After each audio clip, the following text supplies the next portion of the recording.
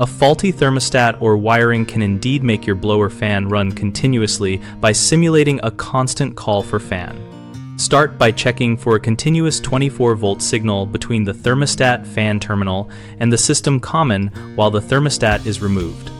If you see steady voltage that does not change when you remove the thermostat faceplate, you are dealing with a wiring short or a control board fault rather than a user setting.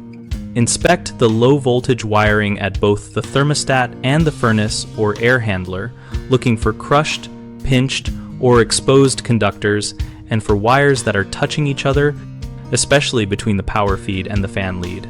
If wiring looks aged or brittle, replace the section with thermostat cable rated for low voltage control to ensure proper insulation and strain relief. Confirm that the thermostat fan switch is set to auto and not on, then test the system by disconnecting the fan lead at the control board to see if the fan stops. If it does, the issue is isolated to the thermostat circuit. If the fan continues with the fan lead disconnected, focus on the blower relay or the control board and replace the defective component following manufacturer instructions and with the power off. Common mistakes start with assuming the thermostat battery or settings are guilty when the wiring is at fault. To fix that, always remove the thermostat and measure for voltage to separate settings from wiring issues. Another frequent error is not checking the common conductor for continuity or shorts.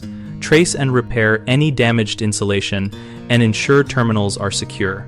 Finally, people sometimes replace thermostats without testing for a persistent voltage present at the control board.